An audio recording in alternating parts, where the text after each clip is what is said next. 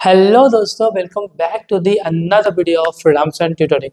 सो दोस्तों, last class में हम लोगों ने financial statement and company accounts के रिगार्डिंग कुछ इंपॉर्टेंट कॉन्सेप्ट को समझा था और लास्ट क्लास में हम लोगों ने कैश फ्लो को डन कर लिया था। अगर आप लोगों ने कैश फ्लो का वीडियो नहीं देखा तो प्लीज जाके देखिए, बहुत इंटरेस्टिंग टॉपिक है ये वो।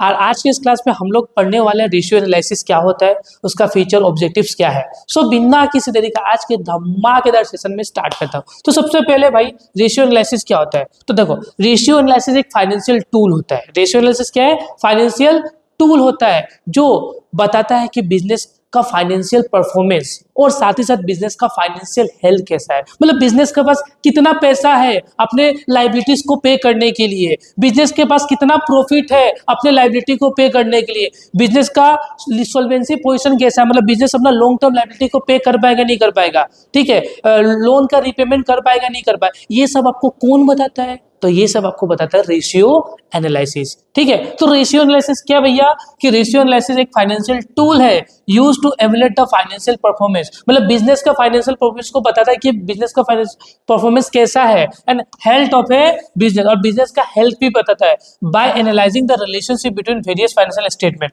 मतलब ये एनालाइज करता है relationship between various financial aspects like income statement and balance sheet. ये बैलेंस शीट और इनकम स्टेटमेंट को क्या कहता है?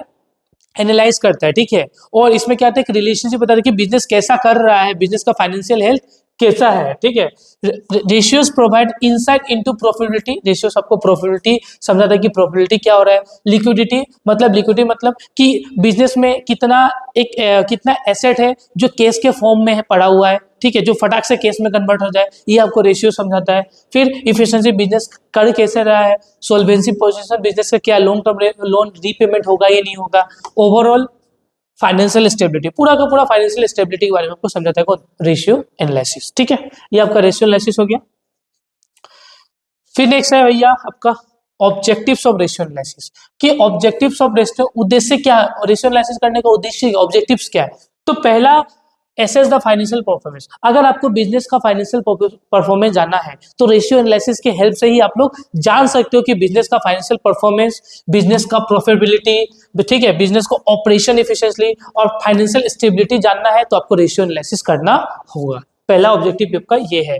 फिर मेजर्स द लिक्विडिटी। लिक्विडिटी का मतलब क्या होगा कि फॉर्म या कंपनी अपना शॉर्ट टर्म लायबिलिटी को पे कर पाएगा या नहीं कर पाएगा। तो रेशियो एनालिसिस की हेल्प से आप ये भी बता सकते हो।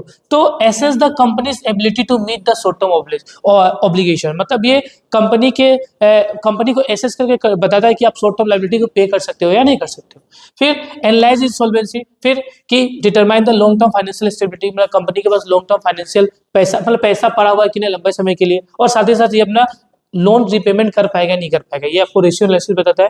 Facilitate decision making. अगर आपको एक अच्छा डिसीजन लेना है तो आपको रेशियो एनालिसिस करना बहुत ज्यादा जरूरी हो जाता है। और डिसीजन बहुत लोग लेते हैं, क्रिएटर्स को भी लेना होता है डिसीजन कंपनी में, कंपनी को उधार दे या ना दे, ठीक है। फिर इन्वेस्टर को भी लेना होता है कि कंपनी में पैसा लगा नहीं लगाए। तो रेशियो एनालिसिस की हेल्प से सभी प्रॉब्लम को सॉर्ट आउट किया जा सकता है।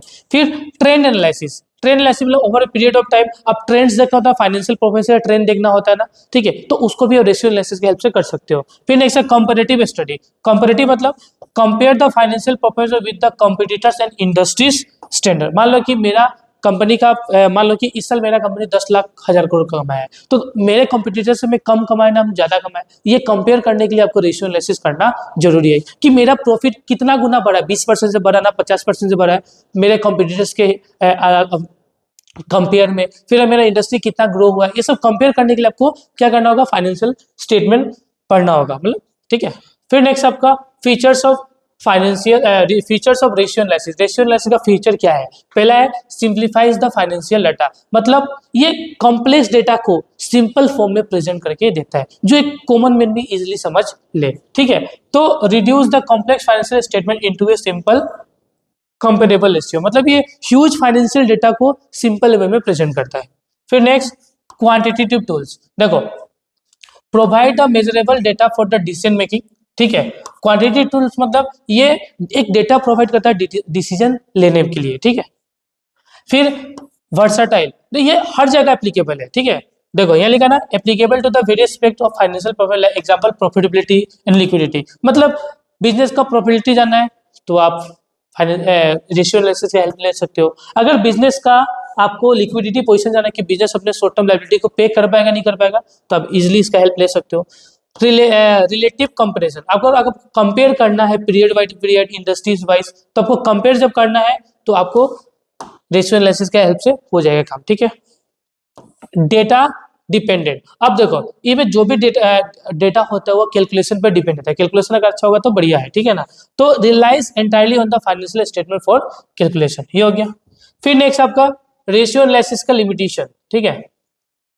पहला बात लिमिटेशन ऑफ रेशियो एनालिसिस, पहला लिमिटेशन क्या है, डिपेंड्स ऑन हिस्टोरिकल डेटा। अब देखो जो रेशियो एनालिसिस होता है ना वो हिस्टोरिकल डेटा पे डिपेंड होता है, जो पास्ट में जो भी डेटा होता है उसी पे रेशियो एनालिसिस आपका डिपेंड होता है। अगर आपको फ्यूचर में कोई डिसीजन लेना है तो उतना अच्छा डिसीजन हो नहीं पाता है with the help of past data, ठीक है। तो ये सबसे बड़ा डिमेरिट है इसका, ठीक है। Ratios are based on the past financial performance and may not predict for the future performance accurately, मतलब पास्ट डेटा के हिसाब से फ्यूचर क्या परफॉर्मेंस आप एक्यूरेटली प्रेडिक्ट नहीं कर सकते, ये डिसएडवांटेज है। फिर से इग्नोर्स द फाइनेंशियल फैक्टर्स, यहाँ पे ये फाइनेंशियल फैक्टर्स को इग्नोर करता है, ठीक है। इग्नोर्स द सॉरी फाइनेंशियल नहीं, non financial, ignores the non financial factor. अब देखो जो आपका रेशियो एनालिसिस है वो सिर्फ क्वांटिटेटिव बातों को ही लेता है, जैसे कि बिजनेस का प्रॉफिट कितना है, बिजनेस का प्रॉफिट परसेंटेज कितना से बढ़ा है, बिजनेस में लॉस कितना गिरा है, ये सब बताता है कि बिजनेस अपना लायबिलिटी को पे कर पाएगा नहीं कर पाएगा, क्या रेशियो है, कौन सा रेशियो, सब ये बताता है। बस ये नॉन फाइनेंशियल फैक्टर्स को इग्नोर करता है, जैसे कि यहाँ पे मार्केट कंडीशन कैसा है मेरा, फिर से और भी जैसे कि मैनेजमेंट का क्वालिटी कैसा है, ठीक है, साथ में मार्केट का ट्रेंड्स क्या है, ये सब इग्नोर करता है कि इकोनॉमिक कंडीशन कैसा है, मतलब ये सिर्फ आपके क्वांटिटी फैक्टर्स को ही लेता है, नॉन फाइनेंशियल फैक्टर्स को लेता ही नहीं है, ठीक है, कि बिजनेस का क्वालिटी कैसा है, फिर से मार्केट कंडीशन कैसा है आपका, फिर से जैसे कि इकोनॉमिक कंडीशन कैसा है, ये सब ये इग्नोर करता है, ठीक है।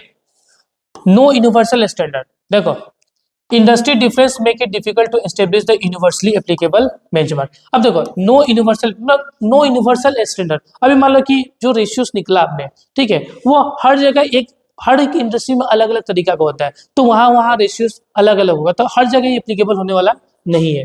फिर कैन बी मिसलीडिंग, हाँ यस, रेशियो का हेल्प से हम लोग मिसलीड भी कर सकते हैं, देखो यहाँ पे देखना, कैन बी मिसलीडिंग, देखो रेशियोस में be distorted due to inflation accounting policies and on time events. अब देखो जो रेशियोस को मिसलीड भी हो सकता है, क्योंकि इन्फ्लेशन बढ़ने के टाइम में हम लोगों ने रेशियोस निकाला तो वो मिसलीड करेगा आपको, ठीक है। फिर focus on quantitative expect only, सिर्फ क्वांटिटी के बारे में ही बात करता है, ये क्वालिटेटिव बातों को इग्नोर मारता है, ठीक है। तो fails to consider the qualitative expect like customer satisfaction और ब्रांड वैल्यू, सब इग्नोर मारता है, ठीक है। Subject to the window dressing, आप रेशियोस में भी उल्टा फुल्टा कर सकती हो और उल्टा फुल्टा रेशियोस को दिखा सकती हो, पॉसिबल है। Lack of context without additional analysis, ratios में not provide a complete financial picture, मतलब आप एडिशनल एनालिसिस नहीं करते तो रेशियोस आपका ट्रू फाइनेंशियल पोजीशन बता नहीं पाएगा, ट्रू फाइनेंशियल पिक्चर आपको बता नहीं पाएगा।